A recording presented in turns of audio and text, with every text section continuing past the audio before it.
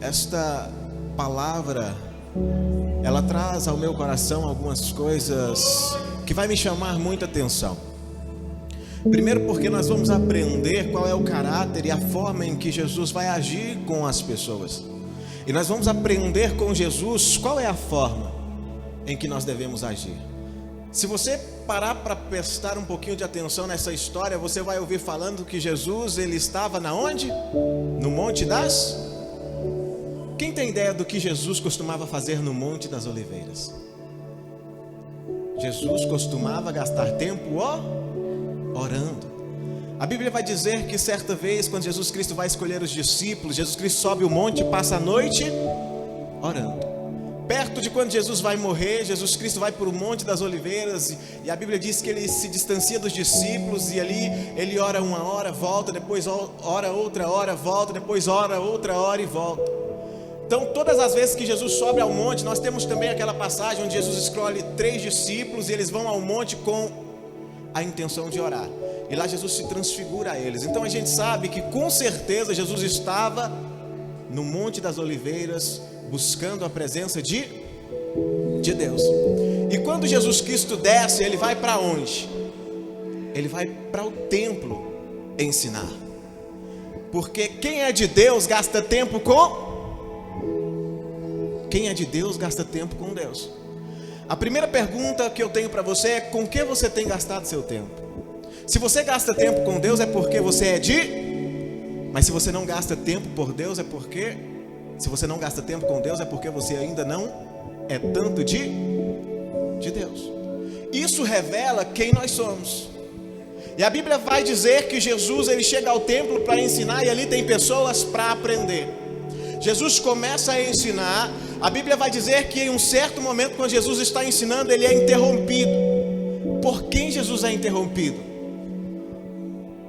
Pelos mestres da lei, pelos fariseus. Quem conhecia a Torá naquela época eram os mestres da lei. Quem conhecia a palavra de Deus naquela época eram os mestres da lei. Eles sabiam o que podia, o que não podia fazer, o que Deus havia ensinado naquela época. Mas naquele momento eles param o que Jesus está fazendo, e o que eles vão fazer? Vão interrogar Jesus. A Bíblia vai dizer que eles acharam uma mulher que tinha sido pega em flagrante o quê? Adultério, em pecado. E de manhã, quando Jesus está ensinando, eles levam quem? A mulher. A lei dizia que esta mulher deveria ser apedrejada. Era o preço do pecado dela naqueles dias. Ela deveria morrer. Eles chegam na presença de Jesus e dizem: Jesus, nós achamos esta mulher foi pega em flagrante adultério, e o que o Senhor manda fazer? Porque Moisés diz na lei que nós devemos apedrejar esta mulher. Eu não sei como aquelas pessoas acharam esta mulher, mas existem pessoas que, ao invés de gastar tempo com Deus, gastam tempo procurando o pecado dos outros. Porque ela foi pega em flagrante adultério, Tiago, foi levada de manhã. Então com certeza talvez pegaram ela à noite, de madrugada, em um momento desses. Gente, você sabia que tem gente que fica curiando e olhando para ver se você faz alguma coisa de errado? Tem gente que fica olhando o tempo todinho pensando assim: ali é mulher de Deus, ali é homem de Deus, mas uma hora eu vou pegar ele fazendo alguma coisa de errado. Tem gente que acha que a gente é perfeito, Tiago. E eu vou dizer para você: se você está procurando pecador, eu sou o primeiro essa noite. Porque a Bíblia diz que Jesus Cristo veio para os pecadores. Então, se eu não sou pecador, Jesus Cristo não veio para mim.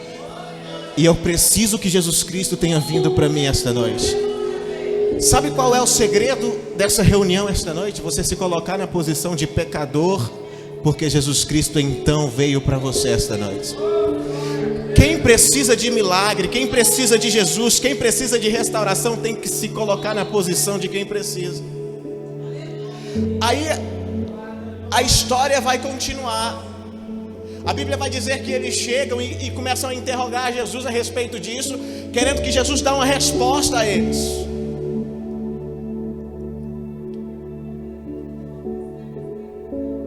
Tem gente que não vai compreender o porquê a morte na cruz. Mas tem gente que vai viver o porquê a morte na cruz. Sabe por que você está sentado aí hoje? Sabe por que eu estou aqui hoje? Por causa da morte na cruz. Sabe por que às vezes você olha para o lado hoje e acha um pecador, acha um fracassado, e amanhã ele pode ser um pastor? Ele pode ser um cantor igual você? Por causa da morte na cruz. Não existe diferença entre nós, e esta passagem fala